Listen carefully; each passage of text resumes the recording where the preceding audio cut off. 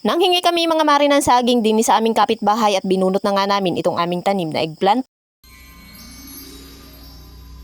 Napakasarap talaga mga maring mamuhay dito sa probinsya kapag ganito nga ang kapaligiran. Kaya naman tara mga mare, samahan nyo kami sa panibagong araw namin dito sa aming bukid. Maaga kaming gumising mga mare nung araw na ito. Syempre hindi naman tayo anak ng kontraktor. Huy! Yes po mga mare, kailangan nating magbanat ng buto para naman ay kumita nga tayo ng marangal. Mas masarap pa din kasi mga maring gumastos ng pera, lalong lalo na kung alam natin na galing nga ito sa ating pinaghirapan. Isa din ba kayo mga mare sa naiinis sa mga nangyayari dito sa ating bansa? Ganito pala talaga mga mare kapag medyo tumatanda na nga at talaga namang nagkakaroon na nga tayo ng pakialam sa mga nangyayari. At ang nakakalungkot namang isipin mga mare, kahit nga tayo ay medyo naiinis, ay syempre wala naman tayong magagawa. Kaya naman na ito at harapin na nga lang natin mga mare ang ating mga sariling problema. Huy. Speaking of problema nga mga mare ay ito at talaga naman prenoning na nga namin ni Mister ang aming tanim na eggplant. Bali din nga mga mare ay pinutol nga muna namin ni Mister dahil ang plano nga namin ay pasusuluyin nga ulit namin. Dahil nung mga panahon na ito mga mare ay talaga namang nakikiramdam pa rin nga kami kung tataas pa rin nga ang presyo ng eggplant. At sad to say nga mga mare, hanggang ngayon ay talaga namang napakababa pa rin nga ng presyo. Halos hindi na nga namin ito mga mare maabunuhan at ma-spray ng insecticide, kaya naman ayan na talaga namang inilet go na nga namin. Medyo nakakalungkot nga mga mare dahil kung makikita ninyo nga sa personal itong aming tanim na eggplant ay talaga namang napakaganda pa rin nga ng talbos. Pero wala na rin kaming magawa mga mare dahil napakarami na rin nga ng hayop dahil hindi na nga namin ito nami-maintenance. Bali din nga mga mare, habang naghihintay ako kay Mister ay nilinis ko muna at pinagtatanggal ko itong mga sanga ng eggplant. Dahil ang plano talaga namin dito mga mare kapag sumuloy na nga ulit yung mga talbos ay aabunuhan nga ulit namin. Bilang magsasaka mga mare, talaga namang napakahirap nga makipagsapalaran lalong lalo na sa presyo ng ating mga tanim. Walang kasiguraduhan mga mare kung kailan tataas or bababa ang presyo ng mga tanim nating gulay. At minsan nga mga mare ay hindi nga lang presyo ang ating problema dahil yung iba nga nating kapwa magtatanim, maliliit pa ang kanilang tanim ay nagkakasakit. Kaya naman sa kapwa namin magsasaka dyan, kung ano man nga ang mga pinagdadaanan ng inyong mga tanim ay talaga namang laban nga lang. Huwag tayong susuko mga mare dahil pasasaan ba at makakatiming din nga tayo ng maayos na presyo at maayos na tanim. At dito naman mga mare sa aming tanim na eggplant na ito ay masasabi ko naman na hindi naman kami nalugi. Kaya naman ay sobra-sobra din nga kami mga maring nagpapasalamat, syempre unang-una ay sa itaas. At hindi ko na lang din nga mga mare sasabihin kung nakamagkano nga ang total ng aming napagbentahan dito dahil baka nga merong magalit. Huy, baka kasi mga mare sabihin na naman nga sa akin na ang yabang-yabang mo na naman sa social media. Hoy, Jaris. At FYI nga mga mare, lahat nga ng aming ifineflex dito ay talaga namang aming pinaghihirapan nga iyon. At alam yan mga mare ng mga taong nakapaligid sa amin na talaga namang hindi nga kami madamo, talaga namang masama nga lang ang inyong mga ugali. Huy, hindi ganun. At isa pa mga mare, talaga namang natuto na rin nga ako na hindi nga lahat ng tao ay matutuwa sa ating mga nagiging tagumpay. At alam din naman mga mare namin ni Mister kung sino nga yung mga taong pumapalakpak sa aming mga nagiging tagumpay. At alam ko rin mga mare yung mga tao na kapag kaharap ako ay maayos at pagtalikod ko naman ay ako na rin ang pulutan. Huy. At isa pa mga mare, talaga namang napakasaya din nga ng naging experience namin ni Mister dito sa aming pagtatanim. At natuto din nga kami mga mare kung paano nga namin alalayan ang bawat isa, lalong lalo na kapag napapagod ang isa sa amin. Dahil lang senaryo nga namin dito mga mare, kapag napapagod si Mister ay hala magpahinga ka at ako naman ang gagalaw. Tapos kapag ako naman mga mare yung walang energy ay talaga namang hinahayaan nga lang niya ako na matulog dito sa aming kubo. At sa huling pagkakataon mga mare, ipapakita ko nga sa inyo kung ano nga ang hitsura ng aming tanim na eggplant. Dahil sa pagkakataong ito mga mare ay talaga namang nagdesisyon na nga kami ni Mister na bunutin na nga ito ng tuluyan. Dahil ang naging plano nga namin mga mare ni Mister ay magtatanim na nga lang kami ng ibang klaseng gulayin. At baka sa pagpalit nga natin mga mare ng tanim ay pagbibigyan nga ulit tayo ng magandang kapalaran. Sabi nga lang mga mare, pwedeng magpahinga pero huwag na huwag ng susuko. Dahil kapag sumuko nga tayo mga mare ay hindi naman sila mawawalan at tayo rin naman. At nagpahinga na rin nga kami mga mare ni Mister sa pagbubunot ng eggplant dahil napakatindi na rin nga ng sikat ng araw. At pagka-uwi namin mga mare ng bahay ay naisipan nga naming manghingi ng saging dito sa aming kapitbahay. Sabi ko nga doon sa may-ari mga mare ay kung pwede na nga lang mahingi ang saging na ito dahil sayang din naman at kinakain din lang ng ibon. Kaya naman maraming salamat nga doon sa may-ari nitong saging na ito. O siya, hanggang dito na lang mga mare, maraming salamat. Stay safe, God bless, bye, bukas ulit.